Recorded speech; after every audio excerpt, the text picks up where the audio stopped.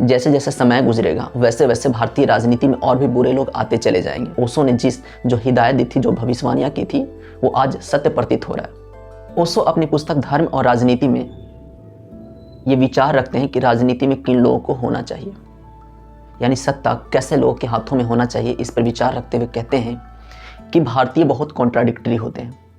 एक तरफ चौक चौराहे पे खड़ा होकर के ये कहते हैं कि भारतीय राजनीति बड़ी गुंडागर्दी होती चली जा रही है, अपराधियों की संख्या लगातार इसमें बढ़ते जा रहा है, बुरे लोग राजनीति का हिस्सा बनते जा रहे हैं। वहीं दूसरी तरफ ये कहते हैं कि अच्छे लोगों को राजनीति में नहीं आना चाहिए। उनका कहना है कि जब आप खुद ये कहते हैं कि अच्छे लोगों को राजनीति में नहीं आना चाहिए, तो फिर क्यों ये दोष देते हैं कि भारतीय राजनीति या राजनीति बुरे लोगों के हाथों में चली जा रही है। ओशो कहते हैं कि भारतीय लोगों का एक दृष्टिकोण ये भी है कि अगर अच्छा व्यक्ति जो सचमुच राजनीति में आकर के आपके जीवन में कुछ बदलाव कर सकता है, अगर वैसा व्यक्ति राजनीति में घुसने का कोशिश करता है, तो हम ये कहते हैं कि वो आदमी विभ्रष्ट हो चुका है। हम उसके जीत पर संदेह करने लगते हैं। हम अपना बहुमूल्य वोट अच्छे लोगों को ना दे करके बुरे लोगों को ही दे देते हैं। कभी पार्टी देख करके देते हैं तो कभी जाति देख कर दे देते हैं। ओशो कहते हैं कि अगर आज महात्मा गांधी और विनोबा भावे जैसे लोगों को भारतीय समाज में अगर कुछ इज्जत बची है, तो उसका कारण ये है कि उन्होंने भारत की सक्रिय राजनीति में हिस्सा नहीं लिया। अगर वो भी भारतीय सत्ता के किसी राजनीतिक दल को या राजनीतिक पार्टी को ज्वाइन करके किसी पद पे बैठे होते, तो शायद जो आज इज्जत मिल रही है भारतीय समाज में, वो भी इज्जत उनको प्राप्त नहीं होता।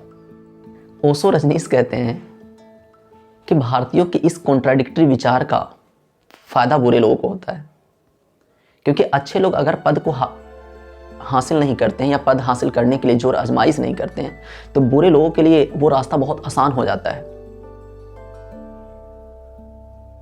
ऐसा ही एक उदाहरण जयप्रकाश नारायण का है।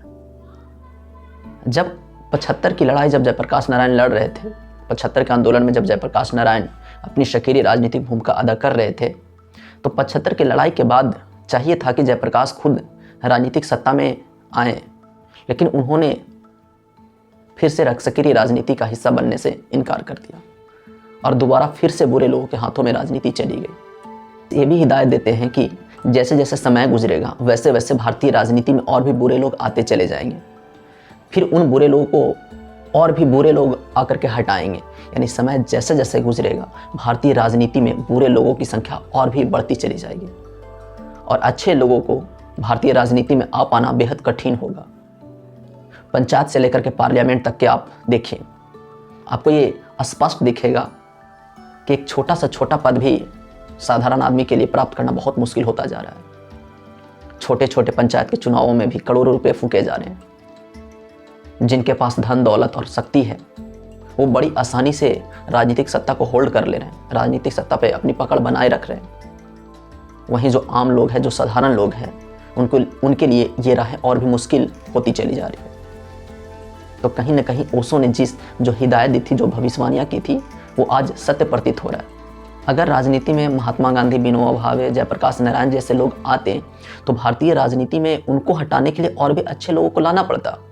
तो समय गुजरने के साथ साथ भारतीय राजनीति में और भी अच्छे लोग आते चले जाते। लेकिन भारत का दुर्भाग्य देखिए कि ऐसा नहीं हुआ, बल्कि इसके उल्टा हो गया और बुरे लोगों के हाथों में राजनीति चली गई। उससे भी बड़ा दुर्भाग्य ये देखिए कि अच्छे लोग आज भी उसी मुहावरे को दोहरा रहे हैं कि राजनीति में अच्छे लोगों को नहीं जाना चाहिए।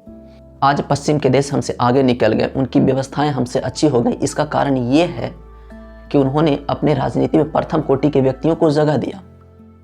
इसके विपरीत भारत में प्रथम कोटि का व्यक्ति, जो अच्छा व्यक्ति हो सकते थे, उन्होंने संन्यास का मार्ग चुना, उन्होंने धार्मिक आध्यात्मिक का मार्ग चुना और वो जीवन की चुनौतियों से दूर हो गए। ओशो रजनीश कहते हैं कि ये भगौड़े हैं, इन्होंने जीवन की चुनौती को सामना करने से बेहतर खुद को इनसे अलग करना आसान समझा। वो जीवन की चुनौतियों से डरकर भाग गए और इत्तेफाक देखे कि हम भारतीय उन्हीं भगौड़ों को अपना आइडियल मानकर, अपना महात्मा मानकर पूजते हैं। वे कहते हैं कि जब अच्छे आदमी जीवन के संघर्ष से नहीं लड़ेगा, जीवन के संघर्ष से डरकर भाग जाएगा, तो हमारे जीवन को बदलेगा कौन? भारत का भविष्य कौन बदलेगा?